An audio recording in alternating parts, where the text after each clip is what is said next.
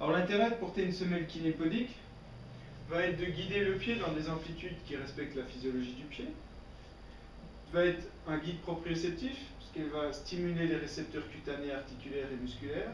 Elle ne va pas être agressive, elle va empêcher l'excès de mobilité articulaire, rééduquer le timing des muscles, et par son système d'ajout d'éléments, on va pouvoir adapter la semelle en fonction de la pathologie et en fonction de son évolution.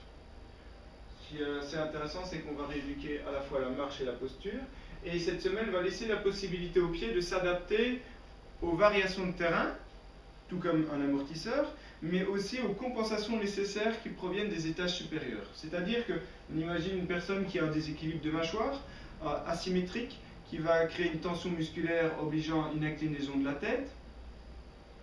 On ne peut pas marcher la tête inclinée, ce qui fait qu'en marchant, pour assurer une horizontalisation du regard, il va falloir compenser au niveau du pied, et un pied va devoir s'adapter en variant, donc en se valgisant, pardon, de manière à rééquilibrer la posture et le regard.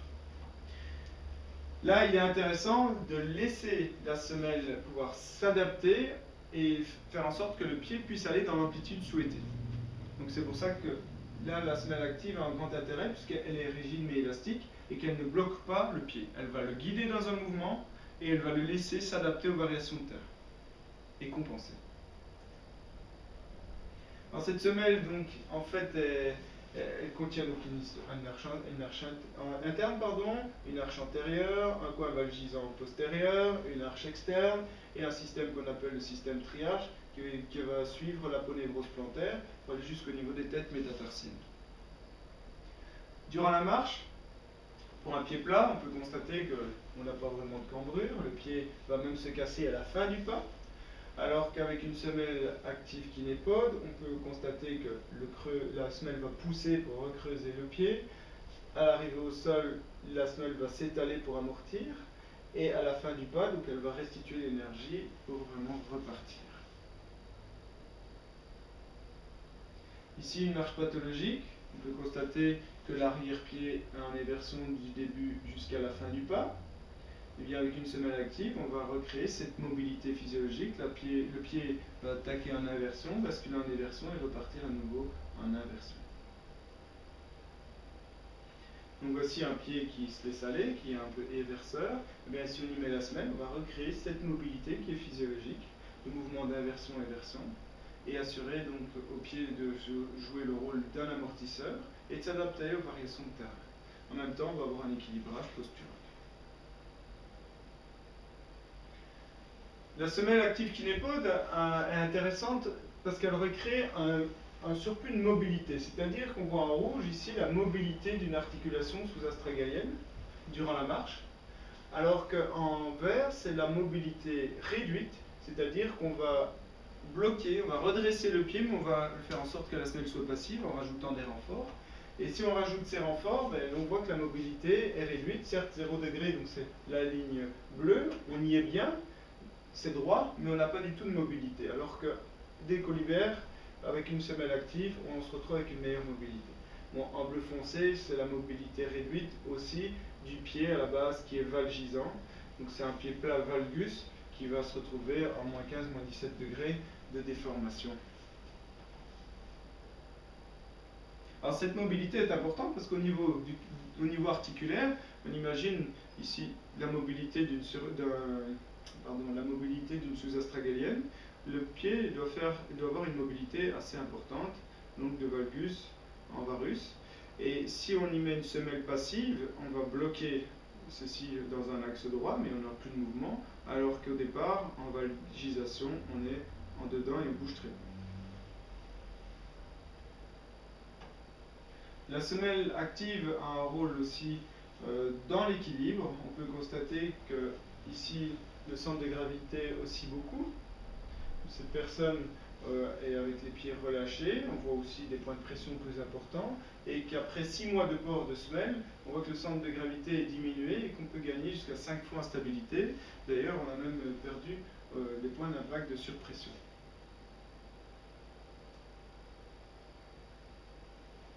Un déroulement avant et après port de semelle, active toujours. Donc on peut constater ici que la gateline n'est pas très harmonieuse. Elle a tendance à partir en interne et beaucoup de pression au talon et à l'avant, peu de pression à l'extérieur du pied, alors qu'ici, en dynamique, on se retrouve avec une gateline plus harmonieuse qui part de l'extérieur, qui va revenir en interne. Bon, on devrait partir un peu plus sur le gros orteil, mais c'est déjà pas mal comme évolution. Avec cette semelle, on a aussi des effets intéressants au niveau rééducation en pédiatrie. Vous constatez ici qu'on a un arrière-pied valgus, l'axe du pied est en dedans par rapport à l'axe de la jambe, toujours pris avec le logiciel PodiXP. Ici on a moins 15 degrés à gauche pour moins 16 degrés à droite au niveau de la sous-astragalienne. Et une fois qu'on va, on va travailler intensivement avec les semelles pendant 6 mois, on peut y adapter aussi des exercices de rééducation musculaire. Vous constatez finalement qu'on diminue cette amplitude à moins 2, moins 5 degrés. Et même au niveau des appuis, où on avait un manque d'appui sur les extérieurs, on voit que les appuis peuvent être améliorés sur l'extérieur du pied. On a une action posturale. Donc ici à gauche, on voit le pied en position relâchée, et à droite, donc la personne, position corrigée avec semelle. On peut constater qu'on a une inclinaison du bassin, inclinaison de la ceinture scapulaire dans le sens opposé. Et le fait d'y mettre les semelles, on va inhiber les tensions par les phénomènes de rotation qui viennent du pied, et on peut constater que toutes les ceintures s'équilibrent. Voici l'option que je vous parlais tout à l'heure. On peut ajouter des éléments sous la semelle. Donc on peut les ajouter évidemment ou les enlever. Là on la rend active, sans éléments. Dès qu'on va y rajouter des éléments, on va la rendre passive et on bloque l'amplitude. On peut aussi y ajouter des sangles. Donc pour assurer une meilleure stabilité de la cheville ou pour inhiber des tensions au niveau des muscles extrinsèques du pied qui vont partir de la jambe et rejoindre le pied. De cette manière, on a une action directe entre la cheville et le pied. C'est vraiment intéressant chez les sportifs type footballeur, basketball, ceux qui font du basket. Bon, ça c'est intéressant dans les sports à variation de terrain, à changement de direction, dans le sens qu'on assure une meilleure stabilité de la cheville, surtout pour ceux qui ont déjà eu des séquelles. D'entorse, pardon. Séquelles d'entorse.